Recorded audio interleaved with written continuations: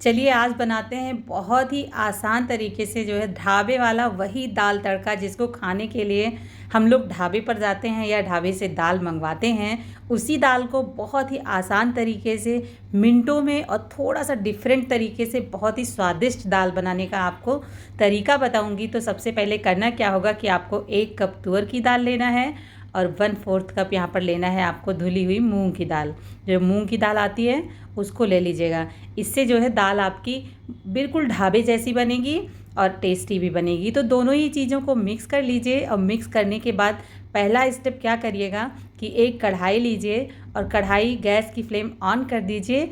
Low flame पर कढ़ाई को 2-3 मिनट तक आपको इस दाल को भून लेना है। ऐसा करने से वो सोंधापन आएगा आपकी दाल में, जो ढाबों पर दाल खाते हैं तब आता है।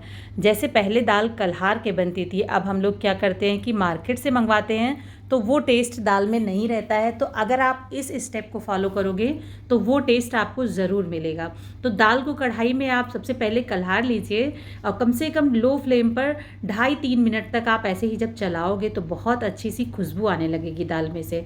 उसके बाद में गैस की फ्लेम ऑफ कर दीजिए और दाल को ऐसे ही छोड़ दीजिए, कढ़ाई में ठंडी हो जाने दीजिए। जब ये ठंडी हो जाए तब इसको बाउल में डालकर 3-4 पानी अच्छे से वॉश कर लीजिए।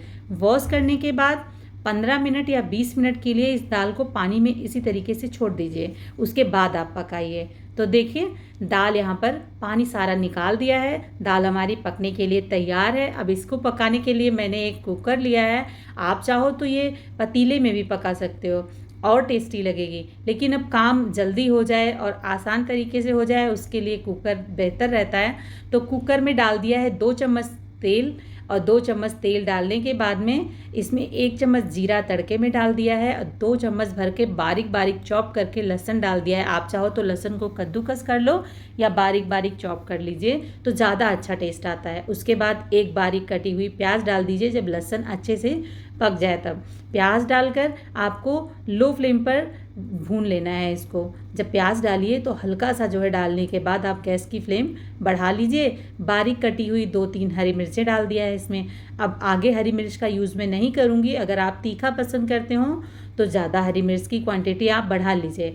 देखिए यहाँ पर अब लो फ्लेम पर, मीडियम टू लो फ्लेम पर आप भून लीजिए प्याज को। जब बहुत ज़्यादा आपको प्याज को यहाँ पे ब्राउन कलर का नहीं करना है, बस प्याज का कच्चापन निकल जाए उतना ही आपको भूनना है। उसके बाद एक टमाटर बारीक कट करके डाल दिया है। टमाटर सॉफ्ट हो जाए उसके लिए नमक भी आपको इसी जगह पे डाल देना है। तो स्वाद के अनुसार नमक डाल दीजिए और आधा छोटा चम्मच हल्दी पाउडर डाल दीजिए।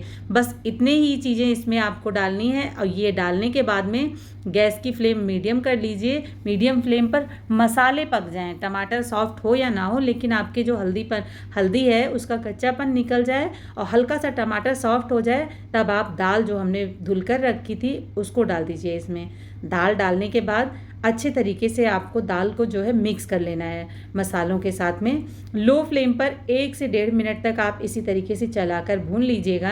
अब भूनने के बाद में आपको इसमें डालना है पानी। तो पानी की क्वांटिटी स्टार्टिंग में बहुत ज़्यादा मत डालिएगा, बाद में गर्म पानी डालकर आप कंसिस्टेंसी को आराम से एडजस्ट कर सकते हो। तो यहाँ पे क्या करिएगा कि कम से कम 1.5 गिलास पानी का इस्तेमाल कीजिएगा, जितने में दाल आपकी अच्छे से पक जाए। उसके बाद फटाफट से कुकर का ढक्कन लगाइए और हाई फ्लेम पर, यहाँ पर आपको गैस की फ्लेम लो करने की ज़रूरत नहीं है। जो हमने कढ़ाई में भूना है उसकी वजह से दाल बहुत जल्दी पक कर तैयार हो जाएगी। तो बस सीटी की आवाज़ सुनिए और सीटी को काउंट करिए। हाई फ्लेम पर सिर्फ और सिर्फ 3 सीटी आपको लेनी है। 3 सीटी में आपकी दाल बिल्कुल पक जाएगी। प्रेशर अपने आप रिलीज़ होने देते हैं, तब तक इधर गैस पर पानी उबाल लेते हैं। तो यहाँ पर मैंने 3 कप पानी ले लिया है। जितना ज़रूरत लगेगा दाल में उतना पानी डालेंगे। पानी उबल गया है, चलिए दाल को चेक कर लेते हैं। प्रेशर निकल गया है, दाल खोलकर देख रहे हैं तो बहुत बहुत ही अच्छी दाल पक गई है। देखिए एकदम मिली मिली दाल पकी है। पानी भी बिल्कुल परफेक्ट था। प्रेशर जब सीटी दिया दाल ने तब बिल्कुल भी आपने देखा होगा कि ढक्कन से बाहर नहीं आया। देखिए मैं आपको जूम करके दिखाती हूँ। ये देखिए बहुत अच्छी से दाल पक गई है। तो ऐसे ही पकती है ढाबे वाले की दाल, आपने देखा होगा। इसी में तड़का लगाते हैं। अब क्या करना है, गर्म पानी डालकर जितना गाढ़ा और पतला आपको रखना है उतना रख लीजिए। अब इसी दाल को अगर आप घर में बनाकर खाना चाहते हैं, नहीं बहुत ज़्यादा घी चीज़ अवॉइड कर रहे हैं, नहीं बहुत ज़्यादा तड़का लगाना चाहते हैं इसके ऊपर, तो आप ऐसे ही इस दाल को बस खाइए। बहुत स्वादिष्ट दाल लगती है इस तरीके से जब आप दाल को बनाइए तब। लेकिन अब क्योंकि मैं ढाबे स्टाइल बना रही हूँ, ढाबे वाला आपको टेस्ट देना है ना हमको, अब गैस की फ्लेम ऑन कर देंगे। जैसे ही आप गैस की फ्लेम ऑन करेंगे तुरंत आपके दाल में एक उबाल आ जाएगा। वैसे दाल को आप चाहे उबालिए या ना उबालिए, ये ऐसे ही बहुत अच्छी पकी है, एकदम मिक्स देख रहे हैं कि बिल्कुल भी दाल यहाँ पर आपको एक भी साबुत नहीं दिखेगी। और सिर्फ 3 सीटी लिया है, तो दाल पकाने का सबसे अच्छा तरीका है। तो चलिए गैस की फ्लेम ऑन कर देते हैं। देखिए जैसे ही ऑन किया है तो पानी उबला हुआ था, तुरंत इसमें उबाल आ गया है। अब दाल हमारी तैयार हो गई है। लेकिन अभी हमें इसके ऊपर लगाना है एक बढ़िया सा ज़बरदस्त तड़का। उसके लिए एक तड़का पैन ले लीजिए और तड़का पैन रखिए गैस पर और 2 चम्मच भरकर घी डालिए इसमें। देखिए घी आप अपने श्रद्धा के अनुसार भी डाल सकते हैं, जितना आप डालना चाहें। मैं ये नहीं कहूँगी कि मैं 2 चम्मच डाल रही हूँ तो आप भी 2 चम्मच भर के डालिए। घी तो आप अपने अकॉर्डिंग ले लीजिए, जितना आपके पास हो, जैसा हो। घी नहीं है तो आप तेल में भी ये बना सकते हैं। 1 चम्मच जीरा डाल देंगे जब घी गर्म हो जाए, और उसके बाद डालेंगे सीक्रेट इंग्रेडिएंट्स 2 चम्मच भर के बारीक चॉप किया हुआ लहसुन। लहसुन का फ्लेवर इस दाल में बहुत अच्छा आता है। लहसुन ही वो इंग्रेडिएंट्स है जो ढाबे पर हम दाल खाते हैं तो बहुत ही टेस्टी सा फ्लेवर देता है। तो लहसुन को अच्छे से ब्राउन कलर तक होने तक पकने दीजिएगा। गैस की फ्लेम लो ही रखिएगा, हाई मत करिएगा बिल्कुल भी। और साथ ही में डाल देंगे 3 से 4 लाल मिर्ची, साबुत लाल मिर्ची डालकर लहसुन को इस स्टेज तक आप पकाइए। देखिए जब ऐसा कलर आ जाए तब गैस की फ्लेम आप ऑफ कर दीजिए। ऑफ करने के बाद बारीक कटी हुई हरी धनिया डाल दीजिए। मैं पसंद करती हूँ इस दाल में तो मैं हरी धनिया का यूज करती हूँ, आप चाहें तो स्किप कर दीजिए, लेकिन इसका टेस्ट इस दाल में बहुत अच्छा लगता है। और उसके बाद में 1 चम्मच कश्मीरी लाल मिर्च डाल दीजिए। गैस का फ्लेम मैंने बंद कर दिया है, अब ऑन नहीं है गैस, धनिया की पत्ती डालने से पहले ही। अब इस तड़के को डालिए गर्मा गर्म दाल के ऊपर। तो लीजिए, ढाबे वाली दाल तड़का बन करके तैयार हो गई है। तो कैसी लगी आपको आज की हमारी ये रेसिपी? ज़रूर ट्राई कीजिएगा। गारंटी है मेरी इस बात की कि उंगलियां चाटते रह जाएंगे। तड़का डालते ही तुरंत 10 मिनट के लिए दाल ऐसे ही ढक के रख दीजिए, जिससे कि वो स्मोकी वाला फ्लेवर आ जाए आपके दाल में। और उसके बाद में आप इस दाल को बढ़िया से जो है मिक्स करिए और गर्मा गर्म सर्व करने के लिए ये दाल तैयार है। ये दाल आप रोटी के साथ, चावल के साथ जब भी बनाकर खाएंगे तो हमें ज़रूर याद करेंगे।